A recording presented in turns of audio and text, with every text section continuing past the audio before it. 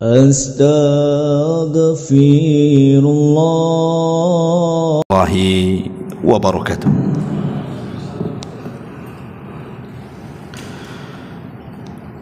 Alhamdulillah wassalatu wassalamu ala Rasulillah wa ala alihi wa sahbihi wa mawalah wa la hawla wa la quwata illa billahi wa ba'du. Alhamdulillah, segala puja dan puji hanya milik Allah subhanahu wa ta'ala. Salat dan juga salam kita hadiahkan kepada Rasul kita Nabi besar Muhammad sallallahu alaihi wa ala alihi wasallam. Kita berada di tanggal 29 Dzulqa'dah. Artinya kalau tadi maghrib hilal atau bulan masuknya bulan Dzulhijjah kelihatan, berarti besok tanggal 1 bulan Dzulhijjah. Tapi kalau tidak kelihatan, berarti besok masih tanggal 30 dan lusanya tanggal 1 Dzulhijjah. Yang ingin saya katakan, kenapa bicara soal tanggal? Karena tanggal 1 Dzulhijjah sampai tanggal 10 Dzulhijjah itu Nabi SAW menyebutnya dengan afdalu ayyamid dunya, seutama-utama hari-hari yang ada di dunia. Dan itu berdasarkan hadis yang disahihkan oleh Syekh Nasiruddin Al-Albani rahimahullahu taala, afdalu ayyamid dunya ayyamul ashri, seutama-utama hari di dunia adalah hari-hari dari tanggal 1 sampai tanggal 10 bulan Dzulhijjah. Itulah hari terbaik sepanjang tahun yang disebut dengan afdali ayyamid dunya. Bahkan Nabi SAW sampai mengatakan dalam sebuah hadis, ma min ayyamin a'zam indallah, tidak ada hari-hari dalam satu tahun yang lebih agung di sisi Allah subhanahu wa ta'ala, wala ahabbu ilallah, dan juga lebih dicintai Allah subhanahu wa ta'ala, al-amalu fihinna min ayyamil ashri, di mana orang yang beramal padanya kecuali di hari-hari 10, maksudnya tanggal 1 sampai tanggal 10 bulan Dzulhijjah. Itulah hari-hari paling afdal, paling utama dalam setahun, bahkan melebihi Ramadan. Ma'asyiral muslimin yang dimuliakan Allah subhanahu wa ta'ala, karena kita tahu bahwa afdalu ayyamid dunya, seutama-utama hari di dunia adalah mulai tanggal 1 sampai tanggal 10 bulan Dzulhijjah. Artinya banyak kemuliaan dan keistimewaan di dalamnya. Kalau kita sudah tahu bahwa hari-hari itu adalah seafdal-afdalnya hari, dan hari-hari itu adalah hari-hari yang sangat dimuliakan Allah dan Rasulnya, kemudian tidak tergerak dalam hati kita untuk memuliakannya, kemudian tidak tergerak dalam hati kita untuk menghormatinya dengan cara memanfaatkan setiap detik-detiknya, maka dipertanyakan ketakwaannya. Karena Allah subhanahu wa ta'ala mengatakan, dzalika wa man yu'azzim sya'airallah fa innaha min taqwal qulub. Orang-orang yang mengagungkan syiar-syiar Allah, siapapun dia, maka itulah bentuk ketakwaan dia kepada Allah Subhanahu wa taala. Maknanya ketika orang itu tidak ada pengagungan kepada syiar-syiar Allah, berarti dipertanyakan takwanya. Karena 10 awal bulan Dzulhijjah itu adalah hari-hari yang sangat istimewa. Yang tadi saya sudah katakan, kata Nabi sallallahu alaihi wasallam, afdalu ayyamid dunya ayyamul ashri. Seutama-utama hari di dunia adalah hari yang ke-10, dari tanggal 1 sampai 10 bulan Dzulhijjah. Dan yang paling utama dari 10 hari itu adalah 2 hari yang disebut dengan Yaumu Arafah dan Yaumun Nahar.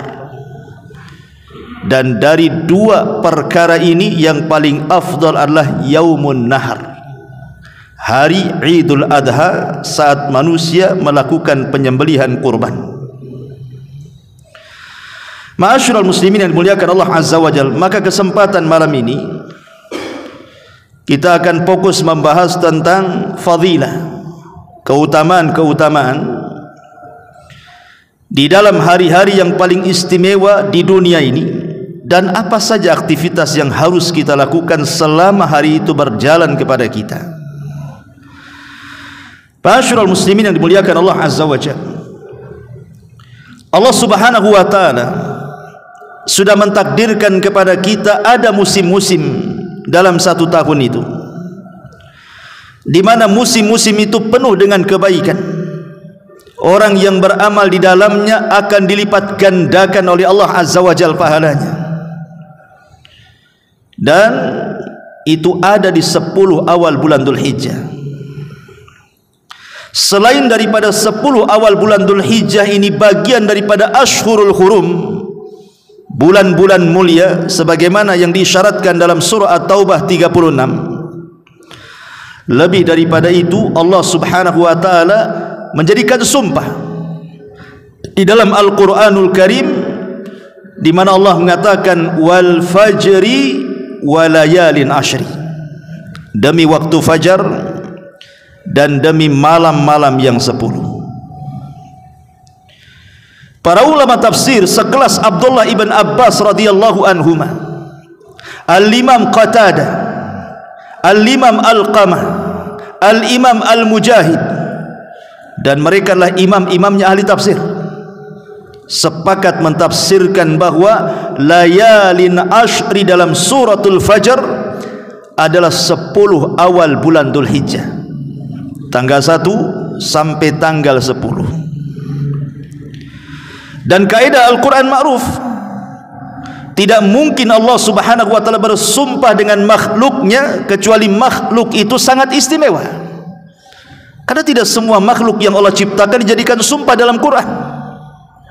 Hanya makhluk-makhluk tertentu saja yang Allah jadikan sumpah dalam Al-Quran. Kenapa?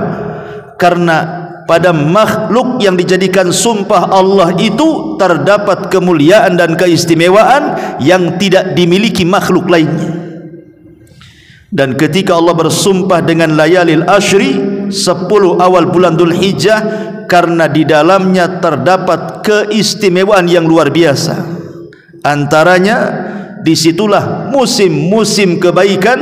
Orang yang beramal soleh akan dilipat gandakan pahalanya yang berlipat-lipat. Ma'asyiral muslimin yang dimuliakan Allah Subhanahu wa taala, bahkan sering saya sudah singgung di beberapa kajian, termasuk juga di sini, bahwa 10 awal bulan Dzulhijjah itu adalah hari-hari di mana Nabi Musa alaihi salatu wassalam berdialog dengan Allah, berbincang dengan Allah. Makanya disematkan kepada Nabi Musa julukan Kalimullah, Nabi satu-satunya yang berdialog dengan Allah tanpa ada perantara. Itulah Musa alaihi salam. Walaupun yang bicara dengan Allah itu tanpa perantara ada 3 nabi. Nabi Adam alaihi salatu wassalam saat di sorga, Nabi kita Muhammad sallallahu alaihi wasallam saat di Sidratil Muntaha, Dan Nabi Musa alaihi salatu wasalam saat di Bukit Saina, tetapi sematan kalimur Rahman, Nabi yang banyak bicara dengan Allah tanpa penerjemah dan tanpa perantara, adalah Nabi Musa alaihi salatu wasalam. Dialah kalimur Rahman, dialah kalimullah atas lisan Nabi Adam. Saat Adam berdebat dengan Musa, maka Adam alaihi salatu wassalam mengatakan, bukankah engkau kalimur Rahman, Nabi yang berbicara langsung dengan Allah Azza wa Jalla. Dan itu disyaratkan di dalam surah Al-A'raf. Dalam surah Al-A'raf ayat 142, Allah Subhanahu wa taala berfirman, wa wa'adna Musa 30 lailatan wa atmamnaha bi ashrin fatamma miqatu rabbih 40 lailatan wa qala Musa li akhihi Harun ukhlufni fi qaumi wa asli wa la tattabi sabilal mufsidin. Dan telah kami janjikan kepada Musa untuk memberikan kitab Taurat sesudah berlalu waktu 30 malam kepadanya, dan kami sempurnakan jumlah malam itu dengan 10 malam berikutnya. Maka sempurnalah waktu yang telah ditentukan Allah kepada Musa menjadi 40 malam. Dan Musa pun sebelum meninggalkan Bani Israel berkata kepada Harun, gantikanlah aku untuk memimpin kaumku dan perbaikilah mereka, dan janganlah kamu mengikuti jalan-jalan orang-orang yang membuat kerusakan. Jadi ketika Nabi Musa alaihi salatu wassalam meninggalkan Bani Israel dan Harun dijadikan untuk memimpin sebagai wakil Musa atas kepergiannya, berangkatlah Musa ke Bukit Saina, Bukit Tur yang selalu dijadikan sumpah dalam Al-Quran, wat-tur wa kitabim mastur, wat-tini waz-zaitun wa turi sinin. Musa berdialog dengan Allah di Bukit Tur ini. Ketika awal dia datang ke Bukit Tur, dia berpuasa selama 30 malam.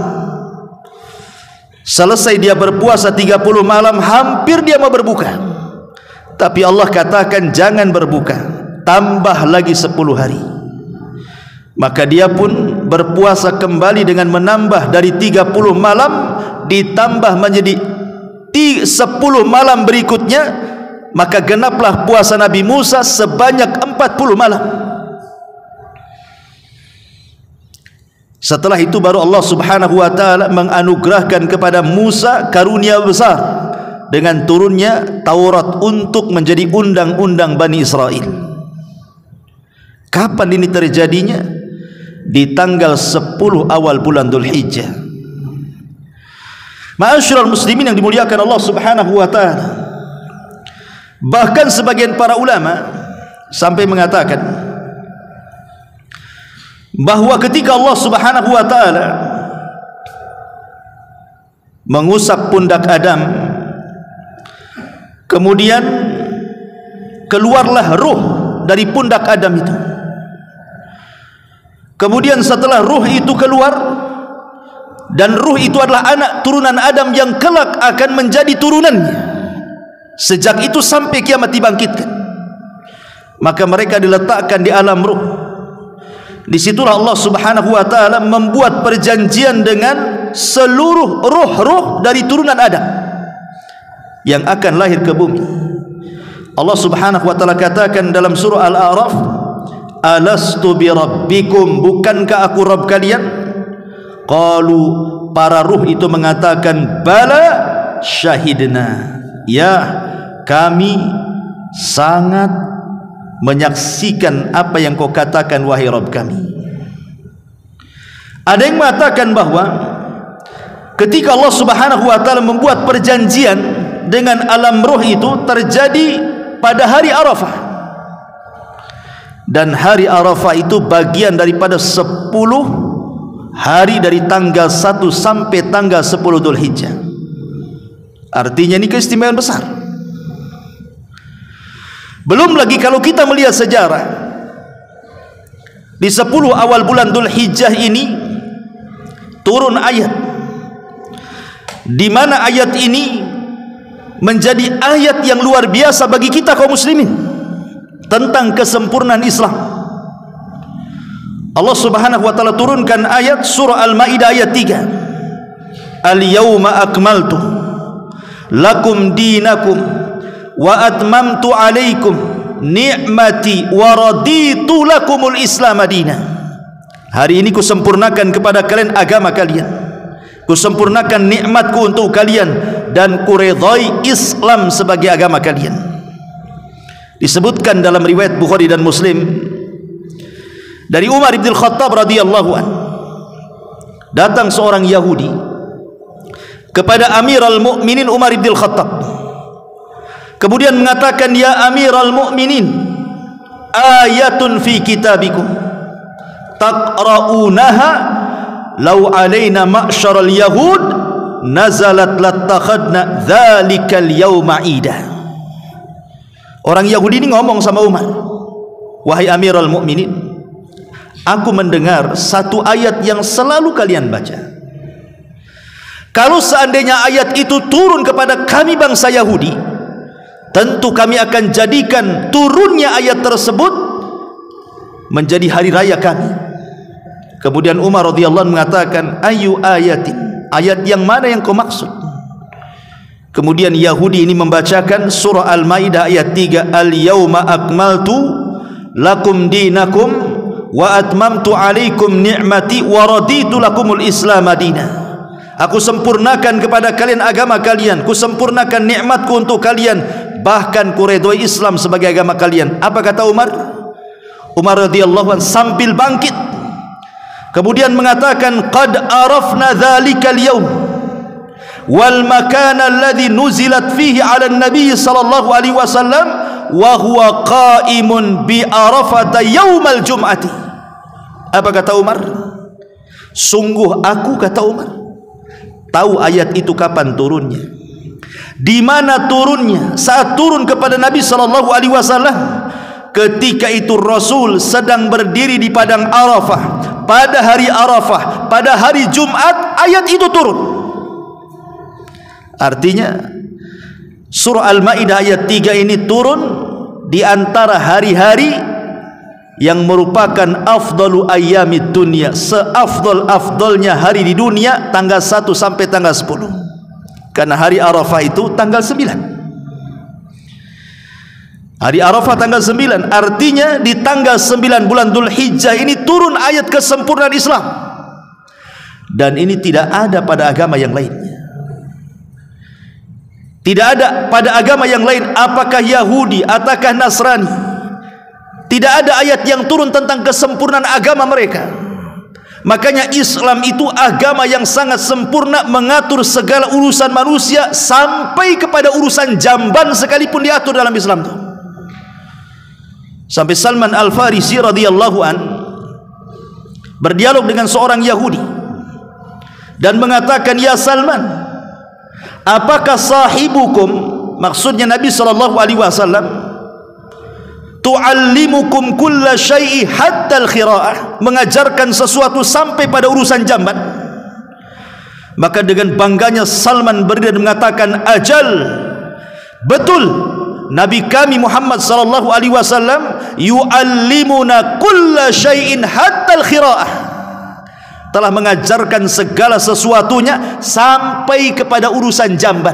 Macam mana masuk jamban itu ada doanya, macam mana di dalam jamban tidak boleh menghadap kiblat dan membelakanginya, keluar jamban pula ada doanya. Dan ini tidak ada dalam agama di luar daripada Islam. Tanya kepada orang Nasrani, macam mana mereka masuk jamban? Tanya kepada orang-orang Yahudi, macam mana mereka masuk jamban? Tidak ada aturan bagi mereka, hanya Islam yang mengatur. Itulah kenapa Islam itu agama yang sangat sempurna, dan ini nikmat karunia besar, dan itu turun di tanggal 9 bulan Dzulhijjah, tepatnya hari Arafah. Ma'asyiral muslimin yang dimuliakan Allah Subhanahu wa taala, kalau seandainya seseorang melakukan sedekah di bulan Ramadan dan sedekah di tanggal 1 sampai tanggal 10 bulan Dzulhijjah, ataupun seandainya seseorang melakukan 2 rakaat salat di bulan Ramadan dengan 2 rakaat salat di awal bulan Dzulhijjah, ataupun seandainya seseorang berjihad di jalan Allah Subhanahu wa taala selain daripada tanggal 1 sampai tanggal 10, anggaplah berjihad di bulan Ramadan. Ma'asyiral muslimin yang dimuliakan Allah Azza wa Jal, maka sedekah di tanggal 1 sampai tanggal 10 bulan Dzulhijjah lebih afdal dibandingkan Anda sedekah di bulan Ramadan. Anda solat 2 rakaat di 10 awal bulan Dzulhijjah lebih afdal dibandingkan solat 2 rakaat di bulan Ramadan. Kalau Anda berjihad lebih afdal dibandingkan berjihad di bulan Ramadan. Sebutkan amal apapun, apakah zikirnya, apakah baca Qur'annya, apakah istighfarnya, apakah silaturahimnya, sebutkan apapun amalannya. Orang yang beramal di 10 awal bulan Dzulhijjah jauh lebih afdal dibandingkan di bulan Ramadan, apalagi di bulan-bulan yang lainnya. Mana dalilnya? Tadi saya sudah singgung. Dalilnya adalah Nabi SAW bersabda dalam sebuah hadis yang dikeluarkan Bukhari Muslim dari hadis Abdullah ibn Abbas turjumanul Quran radhiyallahu anhuma. Kata Nabi SAW, "Ma min ayyamin," tidak ada hari-hari dalam 1 tahun. Tidak ada hari-hari dalam 1 tahun. Al-amalus salihu fiha ahabbu ilallah. Yang kalau Anda melakukan amal saleh di hari-hari dalam setahun itu lebih dicintai Allah Subhanahu wa taala min hadhil ayyamil ashri, dibandingkan Anda beramal soleh itu di 10 awal bulan Dzulhijjah. Perhatikan hadis ini. Nabi SAW mengatakan tidak ada hari-hari dalam 1 tahun kalau kita beramal soleh dan amal solehnya lebih dicintai Allah Subhanahu wa taala, itu tidak lebih afdal, tidak lebih dicintai dibandingkan Anda beramal soleh di 10 awal bulan Dzulhijjah. Dari sini kita tahu bahwa amal soleh apapun yang dilakukan di 10 awal bulan Dzulhijjah lebih afdal dibandingkan Anda mengamalkan di hari-hari yang lain di luar 10 bulan Dzulhijjah, hatta Ramadan sekalipun. Sampai sahabat bertanya, "Rasul, walal jihadu fi sabilillah, apakah sebanding orang yang beramal di 10 awal bulan Dzulhijjah itu dengan orang yang berjihad di jalan Allah?" Lihat bagaimana para sahabat apabila membandingkan sesuatu, maka dia akan memilih perkara yang paling puncak dalam Islam. Karena jihad itu amalan paling puncak dalam Islam. Ra'sul amri al-Islam wa amuduhu salah wa dzirwatus sanamihil jihadu fi sabilillah. Pokok urusan hidup manusia Islam, tiangnya salat dan puncaknya adalah jihad. Jadi sahabat ketika mencari perbandingan itu, mencari amalan yang paling tinggi dalam Islam, apakah sama dengan jihad? Kata Rasul, tidak. Tidak sama. Artinya orang yang beramal saleh di 10 awal bulan Dzulhijjah itu tetap lebih tinggi nilainya dibandingkan Anda berjihad di jalan Allah Subhanahu wa taala. Subhanallah. Padahal jihad itu amalan paling afdal dalam Islam. Kemudian Nabi SAW mengecualikan. Apa pengecualiannya? Illa rajulun kharaja bi nafsihi wa mali wa lam yarji min dzalika bi syai'in, kata Rasul. Kecuali orang yang jihad itu, mereka bawa semua hartanya, mereka serahkan jiwanya, kemudian tidak pernah kembali ke rumahnya alias syahid, baru sebanding. Bayangkan. Biasanya orang yang jihad itu tidak mungkin bawa harta, karena harta itu digunakan untuk keluarganya. Tapi yang satu ini dia bawa semua hartanya, diinfakkan di jalan Allah, dia serahkan jiwanya sampai mati syahid, baru sebanding, kata Rasul. Subhanallah. Bandingan orang yang beramal di tanggal 1 sampai tanggal 10 sama dengan orang mati syahid. Jadi kalau Anda sholat sunnah sama dengan yang mati syahid pahalanya. Kalau Anda sedekah, pahalanya sama dengan orang yang mati syahid. Kalau anda zakat sama dengan orang yang mati syahid. Kalau anda silaturahim, istighfar, zikir, sebutkan ibadah apapun, sama pahalanya dengan orang yang mati syahid. Padahal tidak semua orang ingin mati syahid. Karena jihad itu perlu keberanian. Apalagi jihad zaman dulu, hadap-hadapan dengan pedang, harus ada keberanian. Makanya Allah mengatakan kutiba alaikumul qital wa huwa kurhul lakum, diwajibkan kepada kalian berperang dan itu membuat benci kalian. Kenapa? Karena tidak semua orang itu berani. Hanya orang-orang pilihan saja yang bisa jihad itu. Tapi lihat, tanpa seseorang kemudian harus bertempur di medan perang habis-habisan, nyawa melayang, harta habis di jalan Allah, cukup beramal di 10 awal bulan Dzulhijjah, pahalanya sama kata Rasul. Ini kan luar biasa nih. Disitulah kenapa 10 awal bulan Dzulhijjah dikatakan afdalu ayyamid dunya, seafdal-afdalnya hari di dunia. Ma'asyiral muslimin yang dimuliakan Allah Subhanahu wa taala. Lalu setelah kita tahu betapa tinggi dan mulianya 10 awal bulan Dzulhijjah ini, karena banyak perkara-perkara disebutkan oleh para ulama tadi. Di antaranya karena Allah bersumpah di dalam surah Al-Fajr. Kemudian yang kedua, karena Allah berfirman dalam suratul Hajj ayat 28, wa yadhkuru ismallah fi ayyamin ma'lumat, dan hendaklah mereka berzikir dengan menyebut nama Allah di hari-hari yang sudah diketahui. Kata Abdullah ibn Abbas, mengambil pendapat jumhurul ulama, maksudnya ayyam al-ma'lumat di sini artinya 10 awal bulan Dzulhijjah. Bahkan yang lebih istimewa lagi, di 10 awal bulan Dzulhijjah itu ada hari Arafah. Dan hari Arafah itu hari di mana syaitan sangat terhina dan terendahkan di dalamnya. Disebutkan dalam sebuah hadis,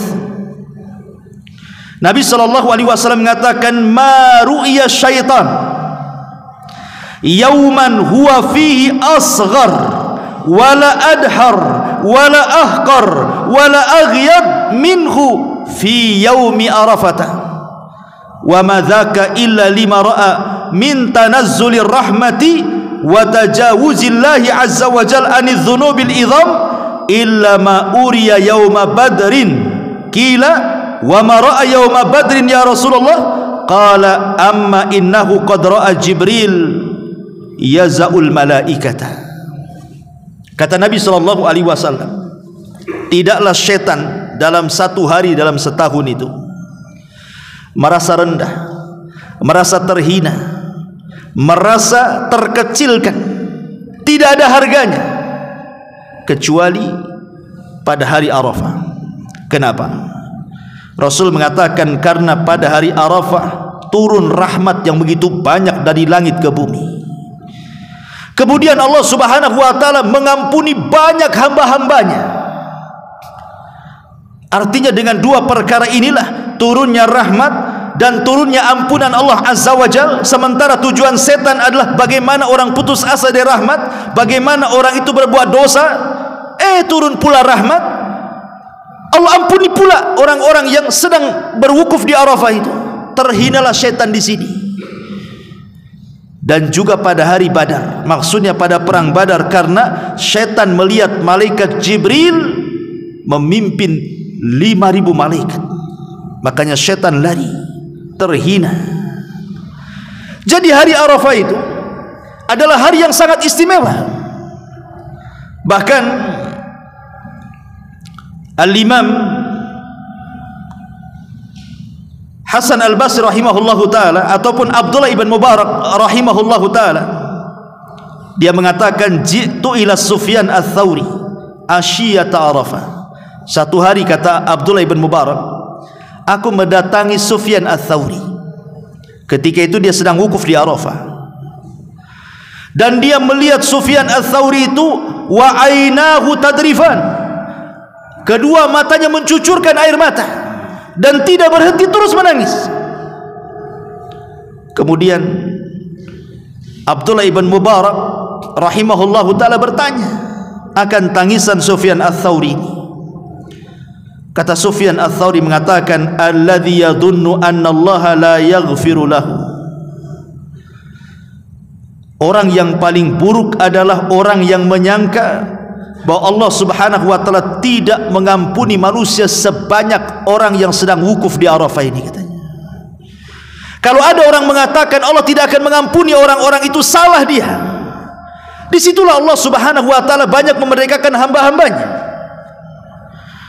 Dari sini ma'asyiral muslimin yang dimuliakan Allah Azza wa Jalla, bagaimana hari Arafah ini menjadi hari yang sangat istimewa. Dan itu ada di tanggal 9 bulan Dzulhijjah. Dan yang lebih istimewa lagi ma'asyiral muslimin, kalau kita melihat sejarah salaf, sejarah salafun salih, bagaimana para salaf itu sangat mengagungkan 10 awal bulan Dzulhijjah. Saya akan sebutkan beberapa riwayat dari mereka. Diriwayatkan dari Sa'id ibnu Zubair. Sa'id ibnu Zubair rahimahullahu ta'ala, seorang pembesar ulama tabi'in, generasi kedua setelah sahabat. Kana idza dakhalat ayyamul ashri, kalau sampai masuk di 10 awal bulan Dzulhijjah itu, ijtahada ijtihadan syadidan hatta ma yakadu yaqdir alaihi, maka dia sangat bersungguh-sungguh dalam ibadah sampai-sampai teman-temannya tidak sanggup untuk menemuinya, karena dia sibukkan malam beribadah, siang beribadah, sehingga tidak ada sempat untuk berkunjung dan dikunjungi kawannya. Sampai-sampai perkataan beliau yang sangat masyhur apabila datang di 10 awal bulan Dzulhijjah, apa kata beliau? Beliau mengatakan, kata Sa'id ibnu Zubair, jangan sampai kalian la tudfi'u surujakum layaliyal ashri, jangan sampai kalian memadamkan lampu-lampu rumah kalian di malam hari. Maknanya apa? Disuruh menghidupkan malam. Disuruh menghidupkan malam sebagaimana kita disuruh menghidupkan malam-malam di malam Lailatul Qadar, di 10 akhir Ramadan, maka lakukan juga di 10 awal bulan Dzulhijjah. Karena 10 awal akhir Ramadan dengan 10 awal bulan Dzulhijjah ini dua-duanya memiliki keistimewaan yang luar biasa. Kalau di 10 akhir Ramadan di situ ada Lailatul Qadar. Makanya kenapa 10 akhir Ramadan menjadi sangat istimewa dalam satu tahun itu. Tetapi 10 awal bulan Dzulhijjah juga memiliki istimewa. Kata Al-Hafidh Ibnu Hajar rahimahullahu ta'ala, lijtima'i usulil ibadati fiha, karena terkumpul padanya asas-asas pokok-pokok ibadah yang tidak ada di 10 akhir Ramadan. Maknanya rukun Islam yang 5 bisa kita lakukan di 10 awal bulan Dzulhijjah, dan Anda tidak bisa melakukannya di akhir Ramadan. Syahadat kita bisa lakukan di 10 awal bulan Dzulhijjah. Salat kita bisa lakukan, puasa kita bisa lakukan, zakat kita bisa lakukan, haji kita bisa lakukan. Karena haji itu dimulai tanggal 8 hari Tarwiyah dan berakhir di tanggal 13 Dzulhijjah.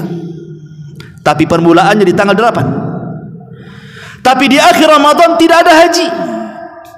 Iya, bisa syahadat, bisa sholat, bisa puasa, bisa zakat, tapi Anda tidak bisa haji.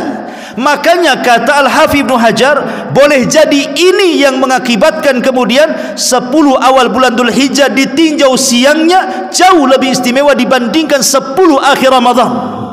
Tapi 10 akhir Ramadan ditinjau malamnya jauh lebih istimewa dibandingkan di 10 awal bulan Dzulhijjah.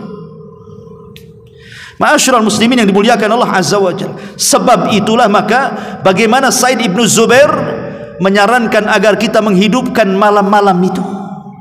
Jangan padamkan lampu-lampu rumah kalian di 10 awal bulan Dzulhijjah, kata Sa'id ibnu Zubair. Maknanya hidupkan salat malam, baca Quran, berzikir, istighfar, terutama di 10 malam itu, di sepertiga malam akhirnya.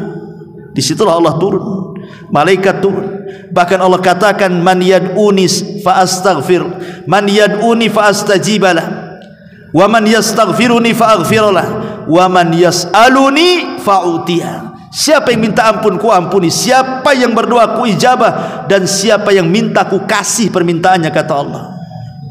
Ma'asyiral muslimin yang dimuliakan Allah Azza wa Jalla. Kemudian juga dikatakan oleh Hasan Al-Basri, pemimpin para tabi'in, dia mengatakan, siyamu yaumin minal ashri ya'dilu syahrain. Berpuasa di tanggal-tanggal 1 sampai tanggal 10 bulan Dzulhijjah itu sebanding dengan puasa 2 bulan berturut-turut. Walaupun kita hanya puasa dari tanggal 1 sampai tanggal 9, nanti ada khilaf ulama, boleh nggak kita berpuasa full dari tanggal 1 sampai tanggal 9? Karena di sana ada riwayat 2. Pertama, riwayat Aisyah radhiyallahu anha yang mengatakan Rasul tidak puasa di tanggal-tanggal itu, dan riwayat Hafsah mengatakan Rasul puasa. Sehingga Al-Hafidz Ibnu Hajar berusaha menggabungkan dua dalil yang dua-duanya sahih dengan mengatakan boleh jadi Rasul itu kadang puasa kadang tidak, atau dengan kata lain puasa Daud. Satu hari puasa ketika di rumah Hafsah, ketika di rumah Aisyah tidak puasa. Ketika di rumah Hafsah puasa lagi, ketika di rumah Hafsah Aisyah tidak puasa lagi. Boleh jadi selang-seling, kadang puasa kadang tidak. Walaupun kata para ulama yang lainnya boleh kita puasa tanggal 1 sampai tanggal 9, karena tanggal 10 sudah Idul Adha nggak boleh puasa. Atau boleh juga ambil 1 hari kalau memang kita malas puasa di tanggal 9-nya, yang disebut dengan puasa Arafah, bagi orang-orang yang tidak wukuf di Arafah seperti kita. Tanggal 9 puasa, kata Rasul, aku mengharap kepada Allah pahalanya menggugurkan dosa setahun yang kemarin dan setahun yang akan datang, 2 tahun berturut-turut. Ma'asyiral muslimin yang dimuliakan Allah Azza wa Jalla. Kemudian juga Imam Auza'i mengatakan, ballagani annal amala fil yaumi min ayyamil ashri ka qadri ghazwatin fi sabilillah yusamu naharuha wa yuhrasu lailuha illa an yakhtassa umrun bisyahadatin. Dia mengatakan, telah sampai kepadaku bahwa beramal saleh di satu hari dari hari-hari 10, 1 hari saja, kan 10 hari dah. Anggaplah tanggal 1-nya atau tanggal 2-nya, maka itu pahalanya sama dengan orang yang berperang di jalan Allah. Selain daripada dia berperang, dia pun puasa di siang harinya dan berjaga di malam harinya. Bayangkan, kata Imam Auza'i, kalau kita menghidupkan 1 hari saja, maka pahalanya sama dengan orang yang jihad plus dia puasa siangnya plus dia hidupkan malamnya. Luar biasa ya. Bahkan dikatakan Al-Hafidz Ibnu Rajab rahimahullahu taala, diriwayatkan dari Al-Imam Al-Marwazi. Al-Marwazi itu muridnya Imam Ahmad, dari Maimun ibn Mihran, qala, dia mengatakan, adraktun nasa wa innahum la yukabbiruna fil ashri. Aku mendapati manusia, maksudnya para sahabat Rasul, mereka bertakbir di 10 awal bulan Dzulhijjah. Maksudnya apa? Kadang orang terpikir kalau takbiran itu harus di malam Idul Adha kan, atau di malam Idul Fitri saja. Orang berpikir itu kalau takbiran Allahu Akbar, Allahu Akbar, la ilaha illallah, Allahu Akbar, walillahil hamd, kesannya itu dibaca di malam Idul Fitri atau Idul Adha saja. Padahal tidak. Takbiran itu sudah kita harus membacanya dan dianjurkan membacanya dari tanggal 1. Itulah yang disebut dengan takbir mutlak namanya. Takbir mutlak. Jadi besok kalau tanggal 1 itu kita sudah boleh takbiran. Tetapi tentu bukan jama'i, bukan rame-rame atau dipimpin satu orang kemudian rame-rame, tidak, sendiri-sendiri. Anda bisa bertakbir di rumah, saat hendak tidur, saat beraktivitas, saat bekerja, saat di jalan, saat apapun kita bisa bertakbir. Allahu Akbar, Allahu Akbar, Allahu Akbar, la ilaha illallah, Allahu Akbar, Allahu Akbar, walillahil hamd. Dan berakhir ketika khatib naik mimbar. Tetapi setelah itu ada yang disebut dengan takbir muqayyad. Mulai tanggal 11, 12 dan 13 dibaca setiap selesai solat wajib. Setiap selesai solat wajib di hari-hari tasyrik itu juga disuruh untuk bertakbir. Itulah yang disebut dengan takbir muqayyad. Jadi takbir itu ada dua, ada takbir mutlak, dilakukan kapan saja, di mana saja, di tempat manapun, dan itu mulai tanggal 1 sampai tanggal 10. Dan ada takbir muqayyad, dilakukan di hari tasyrik 11, 12 dan 13. Itu pun dibaca setelah melaksanakan solat wajib saja. Lah para sahabat dahulu, kata Maimun ibn Mihran radhiyallahu anhu, dia mengatakan, aku melihat para sahabat mereka bertakbir di 10 awal bulan Dzulhijjah. Bahkan Abu Hurairah radhiyallahu an dan Abdullah ibn Umar radhiyallahu an dan Umar ibn Khattab radhiyallahu an, apabila mereka ke pasar di 10 awal bulan Dzulhijjah itu, maka dia bertakbir, diikuti manusia bertakbir, sehingga pasar bergema dengan takbir. Zaman dulu, ya, zaman para sahabat. Tapi sekarang di 10 awal bulan Dzulhijjah, coba antum masuk pasar Tiban, ada enggak yang bertakbir? Kalau antum bertakbir Allahu Akbar, Allahu Akbar, la ilaha illallah, Allahu Akbar, apa kata orang? Bang, masih lama lebaran katanya. Disangkat lebaran saja tuh takbir tuh, ya. Salah waktu katanya. Kenapa? Karena jahil, tidak tahu ilmu. Seandainya kemudian 10 awal bulan Dzulhijjah itu satu pasar bergema takbir sendiri-sendiri, alangkah indahnya syiar Islam ini. Tentu orang-orang kafir ini ciut. Boleh jadi mungkin mau belanja gak jadi orang kafir itu. Ini ada takbir mau perang ini gitu. Masyarul muslimin yang dimuliakan Allah Azza wa Jalla. Begitulah para sahabat. Mereka bertakbir di mana-mana, sementara kita tidak pernah bertakbir. Harusnya dilestarikan takbir-takbir seperti ini. Karena itu bentuk pengagungan syiar kita, menghormati hari-hari terbaik dalam dunia ini. Kemudian disebutkan oleh Anas ibn Malik radhiyallahu an. Anas ibn Malik radhiyallahu an mengatakan, qala, dia mengatakan, kana yuqalu fi ayyamil ashri bi kulli yawmin alfa yawmin wa yawma arafata asyratu alafi yawmin. Dikatakan, kata Anas bin Malik radhiyallahu an, orang yang beramal di 10 awal bulan Dzulhijjah itu, kalau kita ini melakukan amalan dalam satu hari, entah mungkin dalam satu hari itu kita baca Quran, entah dalam satu hari itu kita berzikir, entah dalam satu hari itu kita silaturahim, sebutkan amal apa saja, yang penting amal saleh, itu lipatannya dalam satu hari itu sama dengan 1000 hari kita beribadah. Dan terutama di hari Arafah, kalau seandainya kita beramal satu hari di hari Arafah, itu sama dengan 10.000 hari bandingannya kita beramal saleh. Ini riwayat daripada Anas ibn Malik radhiyallahu anhu. Wajar begitu besarnya pahala yang didapat itu karena kita sedang memadukan ibadah dengan dua kemuliaan. Pertama, kemuliaan waktu, dan yang kedua, kemuliaan ibadah itu sendiri. Dan bagi orang yang haji menggabungkan 3 kemuliaan: kemuliaan waktu, kemuliaan tempat, dan kemuliaan ibadah. Makanya kenapa orang yang haji itu mendapatkan banyak kebaikan dari semua sisi. Orang yang haji ini dia dapat kebaikan dari semua arah. Pertama, dari waktu, dia sedang melakukan ibadah di waktu yang sangat mulia, di hari-hari terbaik di dunia. Dari segi tempat, dia sedang beribadah di tempat yang paling mulia satu dunia, di tempat yang haram, Makkah Al-Mukarramah. Dan dia sedang beribadah semulia-mulianya ibadah haji yang Rasul katakan, laisa lahul jaza indallahi illal jannah. Tidak ada yang pantas balasan bagi orang yang haji mabrur kecuali surga. Bisa menggabungkan 3 perkara tuh: kemuliaan tempat, kemuliaan waktu, kemuliaan ibadah. Beruntunglah anda yang sudah haji. Tinggal luruskan niat. Tinggal luruskan niat saja.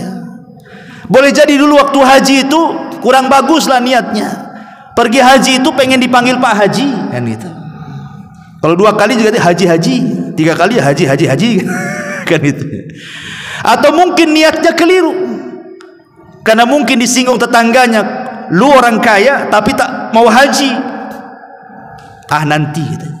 Disinggung lagi, akhirnya tersinggung dia, haji juga, haji tersinggung namanya. Jadi niat hajinya itu karena tersinggung sama orang itu. Ya mungkin dulu niatnya kurang lurus, tidak apa-apa, karena mungkin ilmunya belum sampai. Nah, kalau sekarang sudah tahu ilmunya, dari sekarang yang sudah haji itu Anda sudah sempurna Islamnya, tinggal luruskan niatnya saja. Jadilah Pak Haji, Bu Hajah yang mabrur dan mabrurah. Disebut mabrur itu artinya kondisi sebelum haji dengan setelah haji itu berbeda. Kalau sebelum haji jarang-jarang sholat, setelah haji rajin pula dia sholat. Sebelum haji mungkin dia kurang baca Quran, setelah haji rajin pula dia menghatamkan Quran. Sebelum haji mungkin dia pakaiannya asal-asalan, jarang menutup aurat, setelah jadi hajah Masya Allah ditutup semua auratnya. Begitu itu namanya haji mabrur. Jangan pula haji kabur ya. Habis haji kabur, semuanya kabur, nggak mau sholat, nggak mau, kabur akhirnya. Itu nggak dapat surga, dapat neraka itu. Percuma lah harta yang sudah dihabiskan, nggak dapat apa-apa, lelah letih saja. Amilatun nasibah tasla naron hamiyah, lelah letih dia beramal, ujung-ujungnya masuk neraka. Ma'asyiral muslimin yang dimuliakan Allah Azza wa Jalla, maka bulan Dzulhijjah ini bulan yang sangat istimewa. Makanya salafun saleh luar biasa dalam menghargai 10 awal bulan Dzulhijjah ini. Pertanyaan pun, lalu apa yang harus kita lakukan? Persiapan apa yang harus kita siapkan? Karena tinggal selangkah lagi kita masuk di hari-hari terbaik dalam dunia. Dan kita minta taufik kepada Allah agar kita bisa sampai di hari itu. Karena kita tidak tahu malam ini kita mati, besokkah mati, kita tidak tahu. Wa ma tadri nafsum bi ayyi ardin tamut. Jiwa itu tidak tahu di mana dia akan mati. Sementara kullu nafsin dha'iqatul maut, setiap jiwa pasti mati. Berapa banyak orang-orang yang berniat ingin berjumpa dengan seseorang, tak jadi kesampaian karena dipanggil oleh Allah Azza wa Jalla. Berapa banyak orang yang ingin sesuatu tidak tercapai karena dipanggil oleh Allah Azza wa Jalla. Maka berdoa kepada Allah Azza wa Jalla, mudah-mudahan kita masih diberikan usia sehingga besok itu kita berjumpa dengan hari terbaik di dunia, ayyamu asyrin. Yang pertama kata para ulama, at-taubatun as-sadiqatu, at-taubatus sadiqatu.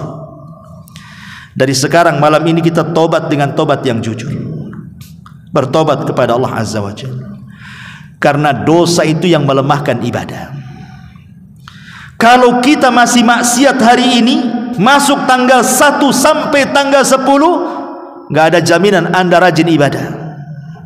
Karena maksiat itu melemahkan ibadah, melemahkan badan. Kalau kita terasa kenapa malas sholat, kenapa malas dzikir, kenapa malas istighfar, kenapa malas beramal soleh, ketahuilah penyebabnya cuma satu, dosa. Tidak ada lagi, hanya dosa. Maka bertobat kepada Allah Azza wa Jalla, dan tobatnya harus jujur. Makanya sering saya katakan ikhwan, seseorang itu dalam badannya kalau masih ada ruh, maka Anda bisa kemungkinan menjadi orang baik, orang mulia. Kalau dalam badan seseorang masih terselip ruh di dalamnya, artinya dia masih hidup, maka dia ada kemungkinan menjadi orang baik. Tapi masalahnya, ada orang-orang itu yang badannya hidup badannya, kakinya bisa melangkah, matanya bisa melihat, telinganya bisa mendengar, lisannya bisa bicara, tangannya bisa bergerak, hidup betul-betul jasadnya, tapi ruhnya mati. Ada yang jasadnya itu hidup tapi ruhnya mati, maka orang ini tidak dianggap ada kebaikan sama sekali. Contohnya seperti apa? Sering saya contohkan. Kalau seandainya malam ini kita tidur, sebelum tidur nggak peduli dengan sholat wajib, apakah tadi maghrib sholat, apakah tadi isya sholat, nggak peduli. Yang penting tidur. Kemudian bangun tidur, datang subuh, tidak sholat juga. Langsung datang terbit matahari, langsung kerja. Besoknya gitu lagi, besoknya gitu lagi. Maka orang yang bangun tidur, dia meninggalkan sholat 5 waktu, kemudian saat bekerja dia tidak merasa salah, tidak merasa berdosa, tidak ada yang kurang dalam hatinya, tidak merasa bahwa meninggalkan sholat itu beban bagi dia, tidak merasa bahwa itu hutang bagi dia. Apa ya yang kurang, apa yang kurang, biasa-biasa saja. Ketahuilah hati anda mati. Ya, jasad hidup, tapi hatinya mati. Maka orang yang seperti ini jasadnya tidak ada kebaikan sama sekali. Tapi kalau seandainya, okelah, mungkin ada orang yang kadang sholat kadang tidak, karena belum dapat hidayah, tapi dia tahu sholat itu wajib. Kemudian dia tertidur, kemudian bablas pula subuh, bangun pula jam 9. Kemudian ketika dia bangun menyesal dia, kenapa lah tadi saya nggak sholat isya semalam, tadi pula lewat subuh pula saya, katanya. Ada penyesalan dalam hatinya. Ketika ada penyesalan ini tanda hati kita hidup, jiwa kita hidup. Itulah yang disebut dengan nafsul lawamah, yang Allah bersumpah dalam Al-Quran. Nafsul lawamah, jiwa yang selalu mencela. Kenapa saya tadi tidak sholat, kenapa saya tidak berbuat baik, kenapa saya tidak sedekah, kenapa saya tidak bersilaturahim, kenapa saya tidak berzikir, tidak istighfar. Hatinya itu tidak terima gitu ya. Kalau hati kita mulai tidak terima, mulai ada rasa apa yang kurang, kenapa dia begini dan begitu, mulai hidup tuh hati itu. Dan kalau sudah hidup seperti ini, itu alamat kebaikan. Dan alamat jasad pun menjadi baik. Kenapa? Karena yang menentukan jasad itu hati. Ala wa inna fil jasadi mudghah idza saluhat saluhal jasadu kulluh wa idza fasadat fasadal jasadu kulluh ala wahiyal qalbu, kata Rasul. Dalam badan antum itu ada satu daging, segumpal daging. Kalau dia baik-baik semua, kalau dia jahat-jahat semua, satu badan. Itulah hati yang menentukan baiknya badan. Sesehat apapun anda, kalau hatinya tidak terpikir dengan dosa, sakit anda. Makanya jangan istilah di dalam badan yang sehat itu ada hati yang apa tuh? Itu simbol apa? Itu motonya orang olahraga tuh. Ya, salah itu moto seperti itu. Kita katakan balik, dalam hati yang sehat terdapat badan yang kuat. Itu yang mantap ya. Itulah syariat Islam yang seperti itu. Dan itu ada di taubatan shadiqah, at-taubatus shadiqah. Pertama, tobatlah dengan tobat yang jujur. Yang kedua yang harus kita lakukan juga, al-azmul jad ala ightinami hadil ayam. Cobalah terfikir. Tadi kan sudah saya katakan di muqaddimah, kalau kita sudah tahu 10 awal bulan Dzulhijjah ini seafdol-afdolnya hari di dunia, mengalahkan Ramadan, mengalahkan bulan-bulan yang lainnya. Atas lisan Rasul mengatakan, afdalu ayyamid dunya ayyamul ashri. Rasul yang ngomong begitu. Kalau Allah Subhanahu wa taala mengagungkan bulan itu, mengagungkan hari-hari itu, memuliakan hari-hari itu, kemudian kita sebagai hambanya tidak memuliakannya, dipertanyakan tuh. Karena siapapun yang mengagungkan yang Allah agungkan, pasti kita dimuliakan. Siapapun yang menghinakan yang Allah agungkan, maka Allah akan rendahkan. Maka bagian daripada pengagungan hari-hari itu dengan cara apa? Mendulang pahala sebanyak-banyaknya dengan amal saleh. Persiapkan dari sekarang jadwal bahasa kitanya. Kira-kira apa yang harus kita lakukan di 10 awal bulan Dzulhijjah itu? Sudah terjadwal hari ini. Saya ingin sholat malam 10 hari, saya ingin puasa 10 hari, 9 hari, saya ingin baca Quran 1 hari 3 juz, berarti 10 hari hatam tuh Quran tuh. Berarti kalau seperti itu, kita mendapatkan segala-galanya kebaikan dari semua arah, ikhwan. Maka jadwalkan. Kemudian yang ketiga, al-bu'du anil ma'asi. Dari sekarang jauhi maksiat-maksiat supaya kuat badan kita. Kemudian juga amalan-amalan yang tak kalah pentingnya di 10 awal bulan Dzulhijjah adalah manasik haji tentu bagi yang mampu. Karena ada orang yang mengistilahkan bulan Dzulhijjah itu, Ustaz, bulannya orang kaya katanya. Karena ibadah-ibadah mulia di bulan Dzulhijjah itu semua pakai biaya. Haji pakai biaya, korban pakai biaya.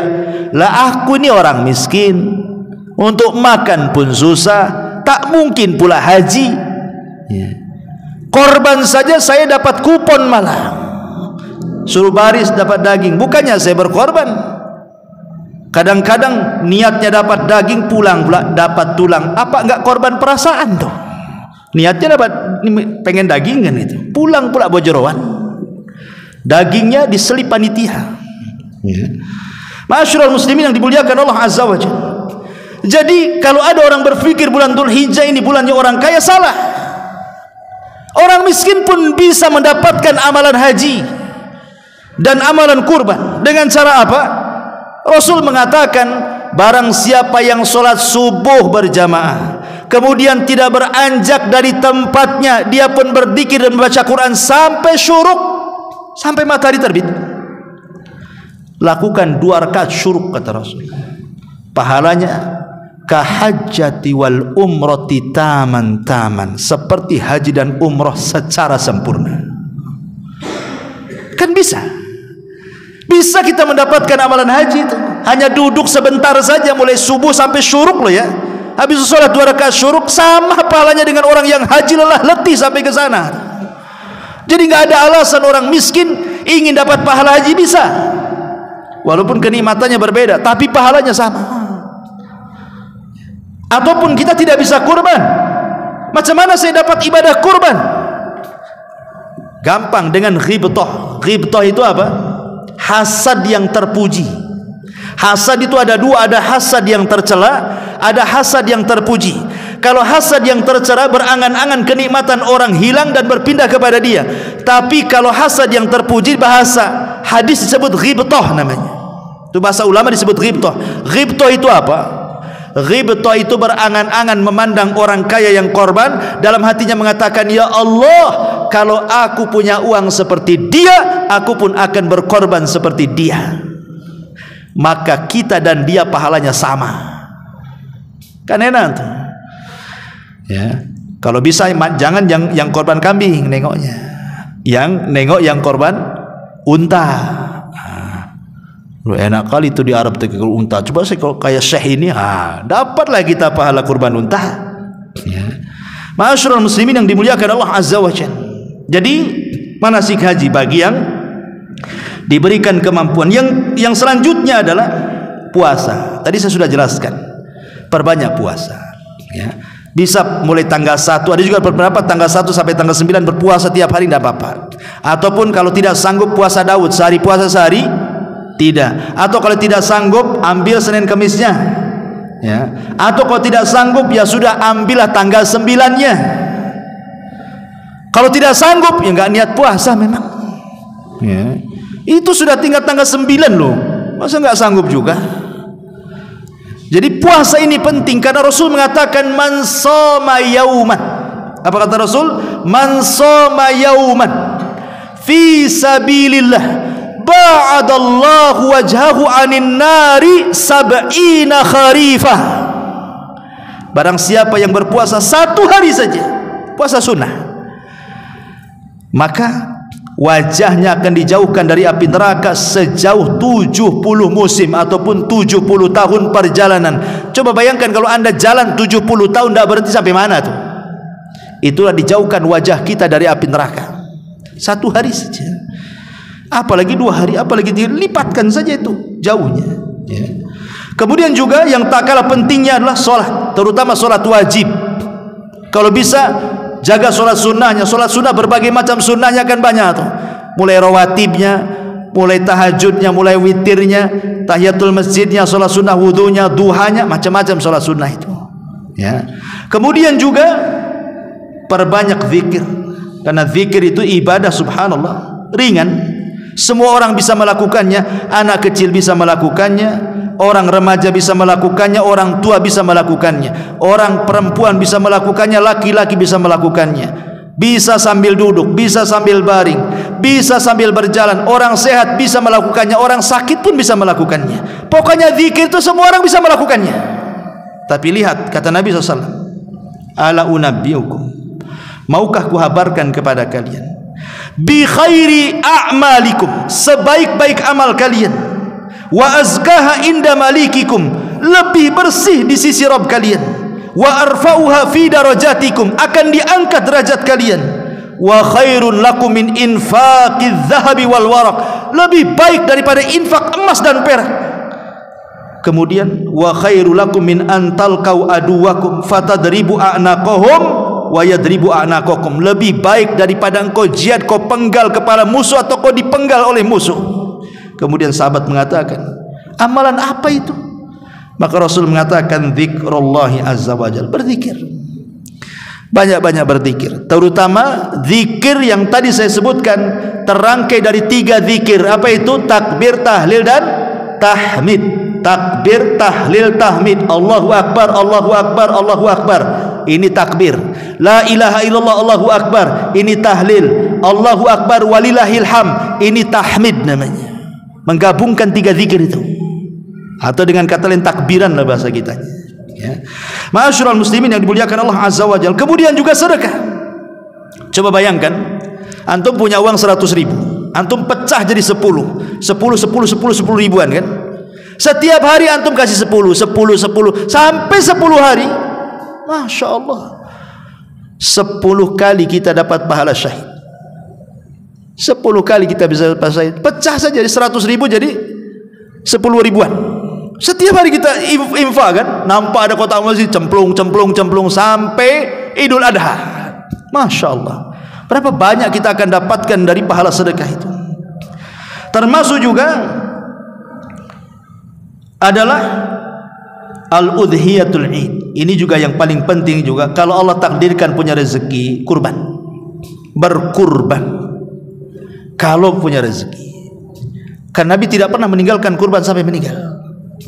Karena kurban ini bisa mensyarikatkan semua orang masuk dalam pahala. Kata Abi Ayyub Al-Ansari radhiyallahu an, kami di zaman Rasul berkorban 1 kambing untuk kami dan untuk keluarga kami. Artinya dengan semata-mata 1 ekor kambing saja kita bisa berbagi pahala 1 keluarga plus orang yang sudah mati dari orang tua kita. Amalan luar biasa itu korban itu. Dan korban itu adalah bentuk pengorbanan.